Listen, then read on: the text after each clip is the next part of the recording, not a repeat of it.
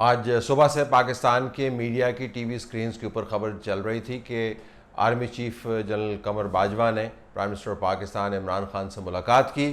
हमारा ख्याल था कि हम इस खबर का तज्जिया करेंगे, लेकिन उसके साथ फिर एक और ख़बर चलनी शुरू हो गई जिसने बताया कि एक सीनियर रहनुमा पाकिस्तान मुस्लिम लीग नून के और जाना पहचाना चेहरा, पंजाब असम्बली में नून लीग को रिप्रेजेंट कर चुके हैं और अब कौमी असम्बली के अंदर हैं, फैसलाबाद से वोकल क्रिटिक हैं हुकूमत वक्त के, राना सनाउल्लाह, उनको मोटरवे से एंटी नारकोटिक्स फोर्स ने पकड़ लिया।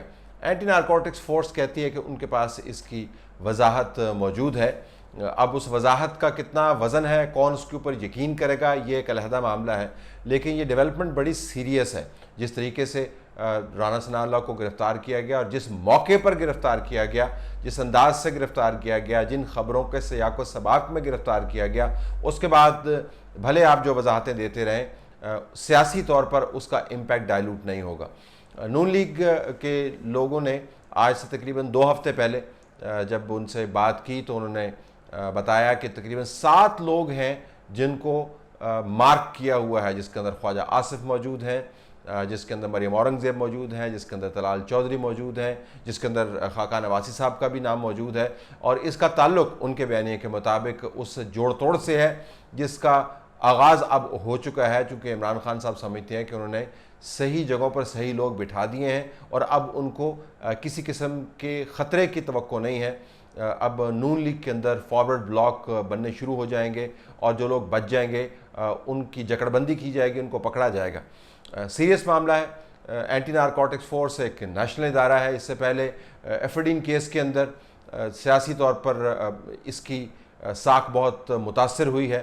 अब राना सनाउल्लाह को जिस वजह पर गिरफ़्तार किया गया है और जिस मौके पर गिरफ़्तार किया गया, उसके बाद इस कौमी इदारे को भी सियासी तनाज़े का मज़ीद शिकार होता हुआ अगर आप देख रहे हैं तो आप गलती पर नहीं हैं। ये भी देखना होगा कि राना सनाउल्लाह का कलीदी किरदार क्या है। एक तो वो पंजाब के अंदर नून लीग के हार्ड लाइनर्स को रिप्रेजेंट करते हैं, फैसलाबाद के एक ऐसे ज़िले को रिप्रेजेंट करते हैं जहाँ पर नून लीग का बड़ा होल्ड मौजूद है।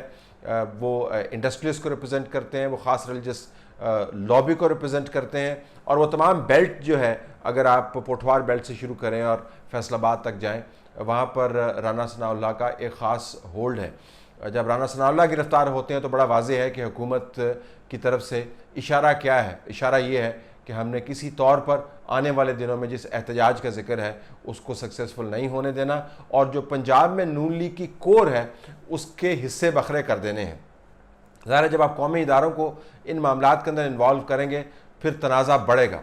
राना सनाउल्लाह बेशक पूछ परतीत के लिए गिरफ़्तार किए गए हैं या उनके ऊपर कोई बड़ा मुकदमा बनाया जाएगा, आपको नज़र आएगा कि जो तौजीहात दी जा रही हैं उनका कोई वज़न नज़र नहीं आएगा सियासी तौर पर, क्योंकि उन पर कोई यकीन नहीं करेगा। लेकिन बहरहाल हुकूमत अपने लाएमर पर मुसर रहेगी, वो तमाम वसाइल बरूए कार लाएगी।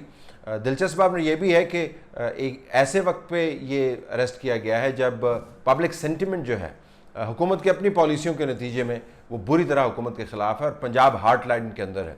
जो गैस की प्राइसेस के अंदर इंक्रीज़ है, जो बिजली की प्राइसेस के अंदर इंक्रीज़ है, जो इकनॉमिक ग्रोथ का स्लो डाउन है, ये वो हक़ाइक़ हैं जिनसे आप नज़र नहीं चुरा सकते ट्वीट्स कर कर या सेमिनार्स को लेक्चर देकर। ये बाहर आपको नज़र आते हैं। जो रुपये की कलाबाजियाँ हैं, जो बिज़नेस के बंद हो जाने का मसला है, चाहे आप पोल्ट्री को उठा के देख लें, बड़े एक्सपोर्टर्स की मैं बात नहीं कर रहा, मैं तो आम लोगों की बात कर रहा हूँ जो मुकामी इंडस्ट्री है।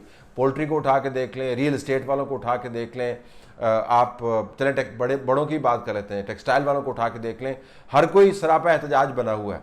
इन हालात के अंदर ज़ाहिर है पब्लिक एजिटेशन हुकूमत के लिए दर्द सर बन सकता है और ऐसे लोग जो एजिटेशन को लीड कर सकते हैं, जो मुकामी तौर पर स्ट्रॉन्ग कॉन्स्टिट्यूंसीज़ को रिप्रेजेंट करते हैं और एक हार्ड लाइन रखते हैं, वो चाहे जीटी रोड से गिरफ़्तार हों, चाहे मोटरवे से गिरफ़्तार हों, चाहे घरों के अंदर नज़रबंद किया जाए, चाहे उनके ऊपर जो भी मुकदमा बने, हर तरफ आवाज़ यही होगी कि बुनियादी तौर पर हुकूमत पैनिक कर रही है और सियासी तोड़ फोड़ के अमल के अंदर कौमी इदारों को शामिल कर रही है।